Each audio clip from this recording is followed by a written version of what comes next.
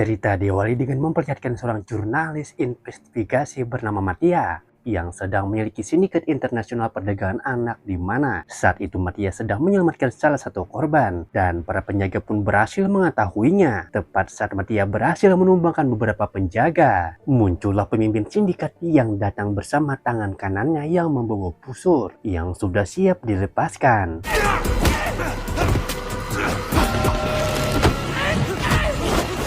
Dan kisah akan berfokus pada seorang pria tunawicara alias bisu yang bernama Wang Wei yang merupakan pekerja serabutan sekaligus ayah bagi seorang putri semata wayangnya bernama Raini yang kebetulan sedang libur panjang dan ingin tinggal sebentar bersama ayahnya sebelum nanti pulang kembali ke rumah nenek yang berada di Tiongkok. Hubungan keduanya terkesan kurang akrab karena beberapa faktor menyebabkan diantaranya berkomunikasi yang terbatas dan tak lama bertemu. Namun Wang Wei tetap sabar dan mencoba menjadi ayah yang baik selama Raini tinggal di kota ini.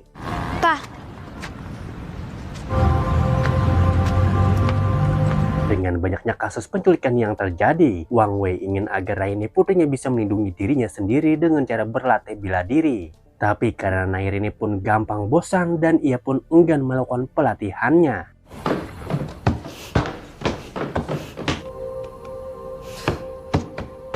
Keesokan paginya Wang Wei mengajak Raini pergi untuk potong rambut. Namun Raini ternyata tidak mau rambutnya dipotong karena masalah sudah bagus dan rambutnya tetap panjang. Sehingga ketika keinginannya mereka sudah tak sama, Raini yang marah pun langsung pergi keluar meninggalkan ayahnya di sana. Tak lama Raini bertemu dengan seorang bocah yang minta tolong untuk membantu kakeknya yang mengalami kecelakaan di tempat. Sehingga tanpa pikir panjang, Raini langsung mengikuti bocah tersebut yang ternyata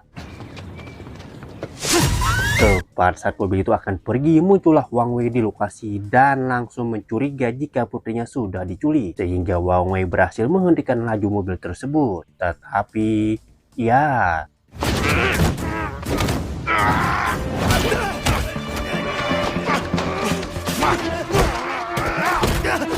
sekaligus dan setelah menjatuhkan keduanya, Wang Wei langsung mencari putrinya di antara tumpukan plastik sampah yang tepat saat Raini berhasil ditemukan. Tiba-tiba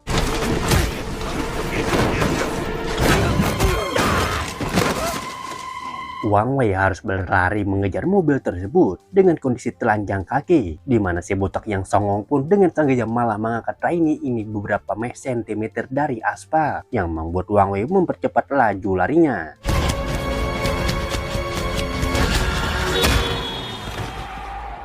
Dan sebelum lanjut, kalian wajibkan dulu subscribe ke channel ini. Dan jika kalian sudah subscribe, mari kita lanjutkan ke alur ceritanya. Tetapi dengan kondisi luka-luka dan kaki yang masih berdarah, Wang Wei pun pergi ke kantor polisi untuk membuat laporan penculikan. Tetapi bukannya langsung ditanggapi, bapak-bapak polisi di sana tanpa santai saja menanggapi. Bahkan kepala polisi yang terhormat ini malah menjelaskan tentang bagaimana prosedur dan syarat yang harus dipenuhi jika ingin laporannya cepat ditangani.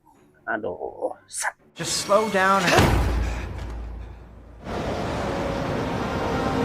Tak lama setelah Wang Wei meninggalkan kantor polisi, seorang petugas wanita bernama kita panggil saja Ratna mencoba mencari tahu tentang Wang Wei. Namun dari semua informasi yang ia temukan, tidak ada satupun catatan yang menjelaskan tentang lengkap sosok pria sosok pria bisu ini. Sehingga Ratna pun menjadi penasaran tentang siapakah Wang Wei sebenarnya. Wang Wei sendiri terlihat pulang ke rumah untuk sekedar mengobati rasa sakit akibat pertarungan tadi siang. Ia tidak bisa tenang sebelum bisa membawa pulang kembali putrinya. Sehingga daripada menunggu kabar dari aparat yang jelas-jelas tidak becus mengatasi ratusan kasus penculikan, Wang Wei memutuskan untuk bergerak sendiri dengan caranya sendiri.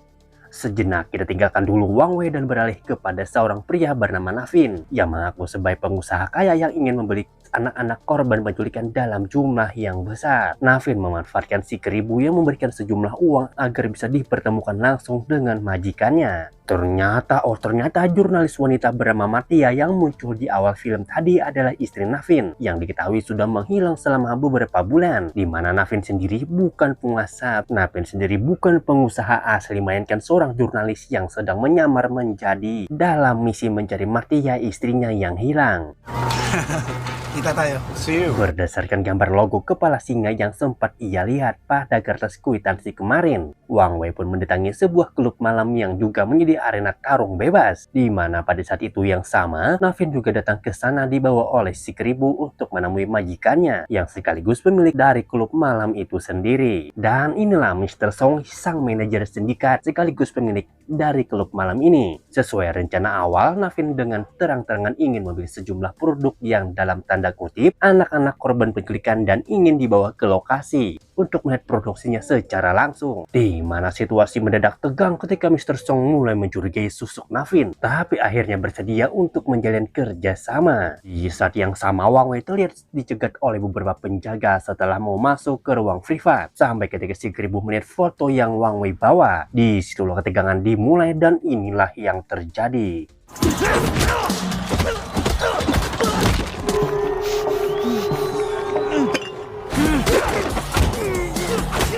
Karena terpojok, si keribu pun meneriaki Wang Wei membawa senjata. Tapi supaya para pengunjung langsung keluar dan akan memberikan sejumlah uang bagi siapapun yang bisa menghentikannya. Keributan yang Wang Wei timbulkan dengan cepat sampai ke Mr. Song, yang langsung menuduh Navin sebagai penyebabnya. Sehingga beliau segera pergi dan menyuruh anak buahnya untuk menghabisi Navin. Sehingga, ya...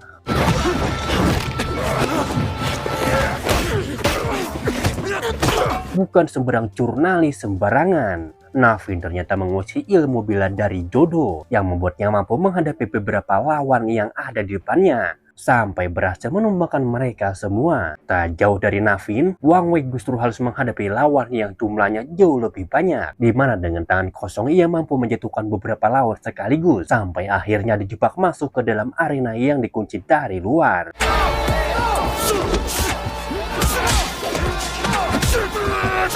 Wang Wei harus berhadapan dua petarung bebas yang katanya paling jago di tempat ini, di mana saat situasi mulai tidak terkendali dan musuh terus bermunculan, Wang Wei pun terpaksa mengeluarkan senjata andalannya, yaitu palau gudam kecil. Belasan penjaga pun tak mampu menghentikan bahkan untuk menyentuh Wang Wei sekalipun, di mana si keribu yang ketakutan pun mencoba kabur dari tempat tersebut. Tetapi melihat Navin masih bertahan, Wang Wei pun menganggapnya sebagai bagian dari mereka semua, sehingga terjadilah pertarungan di antara mereka berdua.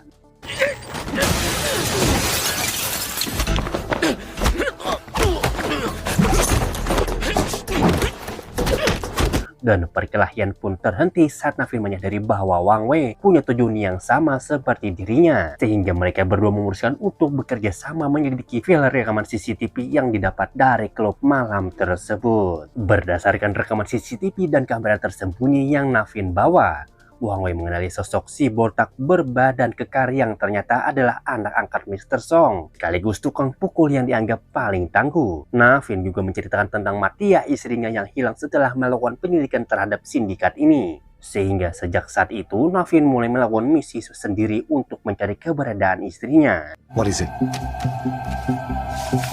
Yiqing. Papa sure. Dari catatan penyelidikan yang sudah Navin kumpulkan, Wang Wei berhasil menemukan petunjuk penting yang tidak Navin sadari sebelumnya, yaitu sebuah mobil truk pendingin yang muncul dalam beberapa foto, sehingga bermodalkan nama pabrik yang tertera pada mobil truk tersebut. Mereka berdua pun langsung meluncur ke lokasi saat itu juga. Setibanya di pabrik pembuatan es batu tersebut, Wang Wei menyuruh Navin untuk pergi ke sisi lain. Sementara ia sendiri akan maju dari depan secara terang-terangan dan lawan para pemandu. Entah siapa Wang Wei sebenarnya, ia tampak lebih suka menghadapi musuh dalam jumlah banyak sekaligus daripada harus menyelinap secara diam-diam. Sehingga selesai dengan cara kroco-kroconya, Wang Wei harus berhadapan Mr. Song yang menggunakan senjata api.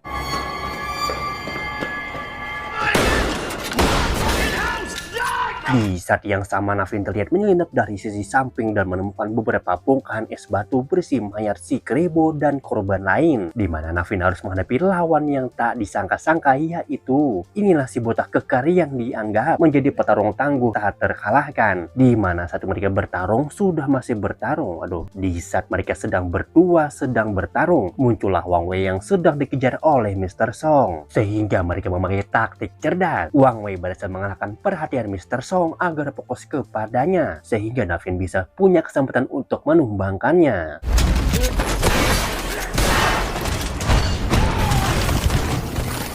Melihat bapaknya tak sadarkan diri, si botak pun langsung mengamuk menggunakan palo godam penghancur es batu. Sehingga Navin dan Wang Wei pun harus bekerja sama untuk mengalahkannya. Bukan sekedar rumor, si botak ini ternyata sangat tangguh. Bahkan ketika melawan dua pria petarung jago sekalipun, sempat kewalahan dibuatnya. Wang Wei dan Navin pun akhirnya berhasil menjatuhkan si botak meski dengan susah payah. Dan sungguh edan, si botak langsung berdiri setelah sebelumnya dijatuhkan dengan susah payah. Dan malahan kali ini ia justru semakin mengamuk menghajar mereka berdua secara membabi buta.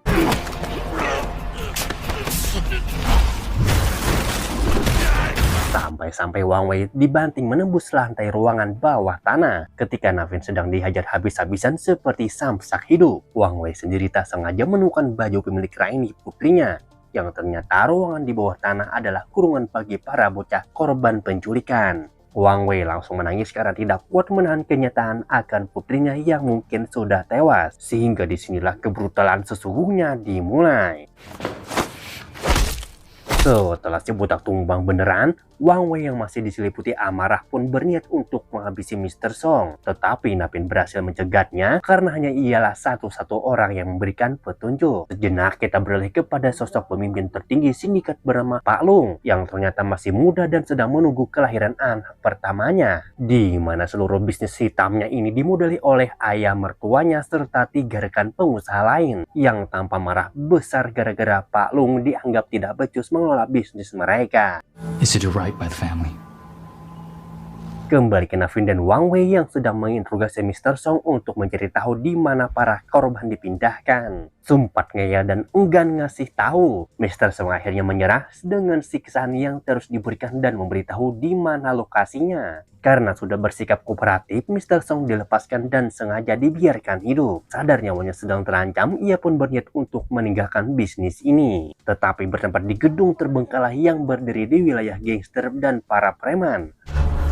No one's getting out of What the fuck is this thing? Raini dan para korban ternyata dipindahkan ke sana, nantinya akan dijual kepada calon para pembeli. Berbeda dari korban lain yang memilih tetap diam, Raini terbukti punya mental baja sama seperti ayahnya. Hal ini ditunjukkan dengan beraninya mencari celah untuk bisa melarikan diri. Sehingga tepat saat Raini dan para korban berhasil keluar dari kurungan dan sedang mencari jalan keluar, Navin dan Wang Wei baru tiba di sana dan segera masuk untuk memeriksa. Memanfaatkan akun Instagramnya yang punya followers banyak, Navin berniat untuk memviralkan tempat ini dengan harapan polisi akan cepat bertindak. Dan sambil menunggu pihak berwajib datang, ia dan Wang Wei akan lebih dulu mengamankan para korban. Kembali ke para korban yang keburu ketahuan, ia tidak bisa berbuat apa-apa setelah melihat teman-temannya ditangkap duluan yang tepat saat para penjaga akan menangkapnya.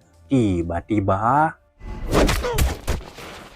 setelah perjuangan yang cukup melelahkan, Wang Wei akhirnya bisa bertemu lagi dengan putri kesayangannya, di mana Navin menyuruh mereka berdua untuk cabut duluan, sementara ia sendiri akan menyelamatkan para korban yang masih belum aman. Tak lama muncullah Ratna dan para polisi yang datang untuk meninjau lokasi terkait video viral yang Navin buat. Alih-alih langsung bergerak cepat, mereka justru malah dicegah oleh kepala polisi yang melarang siapapun untuk bertindak sebelum menebarkan barang bukti. Ya, ini kepala polisi yang tolol ini. Padahal video yang Navin viralkan sudah cukup untuk mereka bisa melakukan penyergapan.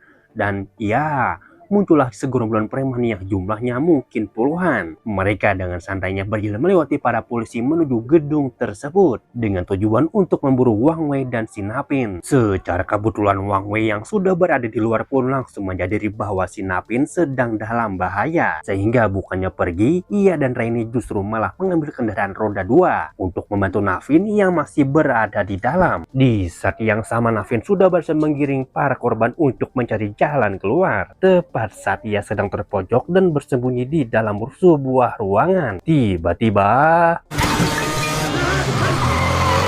demi melindungi Raini dan para korban, Navin dan Wang Wei harus menghadapi puluhan preman yang bersenjata tajam yang terus berdatangan, di mana aparat menunjukkan sikap luar biasa ketika mereka hanya diam saja melihat para korban sedang berusaha keluar dari gedung. Padahal jelas-jelas itu ada di depan mata mereka. Picek materinya, picek.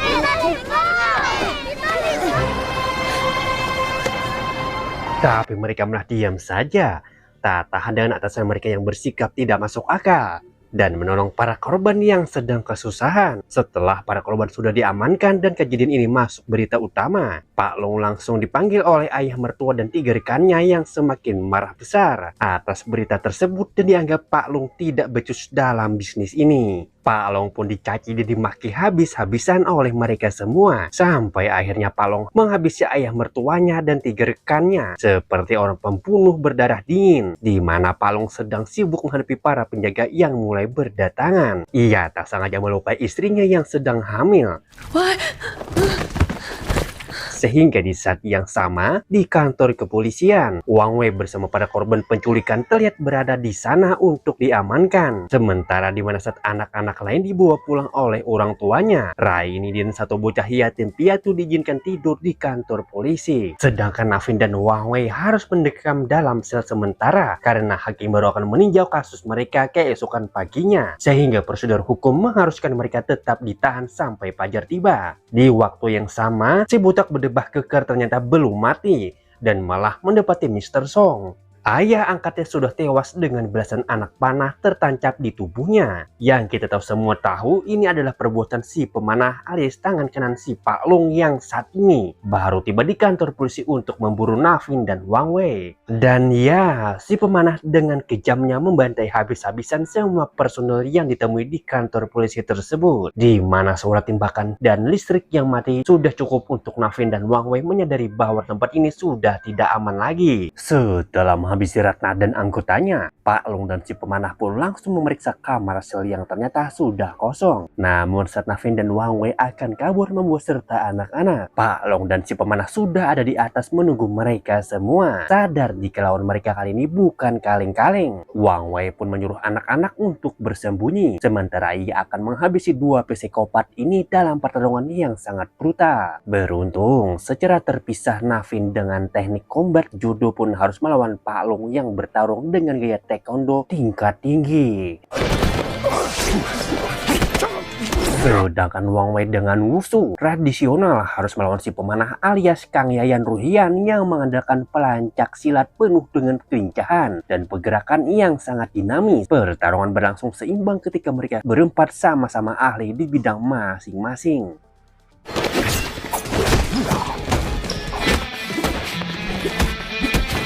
Namun beberapa kali Navin dan Wang Wei sempat nyaris kalah oleh 2 lawannya tersebut. Dan ya, muncullah si botak yang ikutan nimbrung yang menjadikan pertarungan ini berlangsung lama. Berbeda dengan yang lain, si botak tidak memihak kepada siapapun karena tujuan utamanya adalah balas dendam atas semua orang yang dianggapnya menjadi penyebab kematian ayah angkatnya.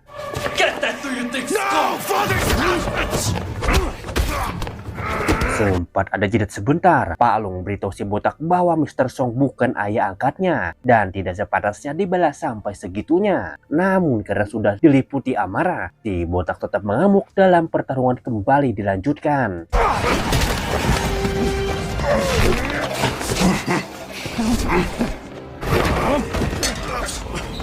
Setelah didorong jatuh ke lantai bawah, kini Navin dan si pemanah bisa lebih fokus melakukan duel 1 lawan 1. Dan karena si pemanah terus memakai sajam, si Navin pun harus mengimbanginya dengan cara memanfaatkan barang-barang di sekitar untuk menahan setiap serangannya. Tetapi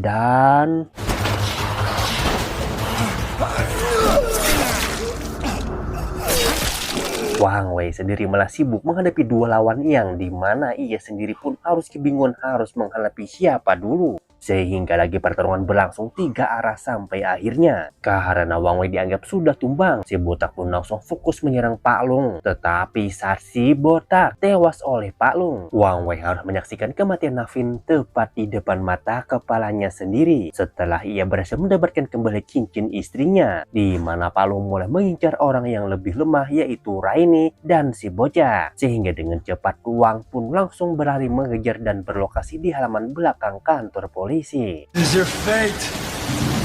Wang Wei dan Pak Long pun melakukan pertarungan terakhir untuk melihat siapa saja yang akan mati dan bertahan hidup. Sempat saling serang menggunakan sepeda. Mereka langsung menghentikannya karena sepeda roda 2 itu robot. Mereka langsung menghentikannya karena sepeda roda 2 itu bobotnya terlalu berat dan sulit untuk dijadikan senjata. Sehingga Golot pun kembali dilanjutkan dengan tangan kosong, tapi memanfaatkan beberapa komponen sepeda yang bisa dimanfaatkan.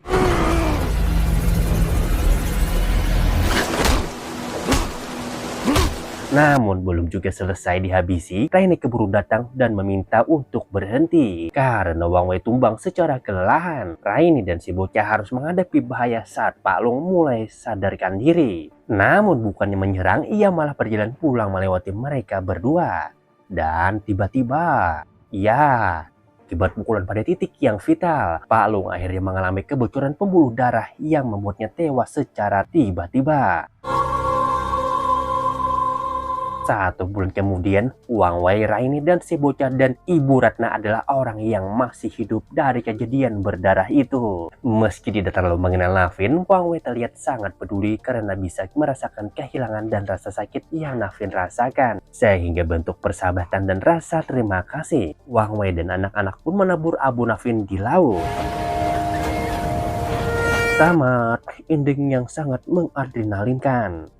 Wow.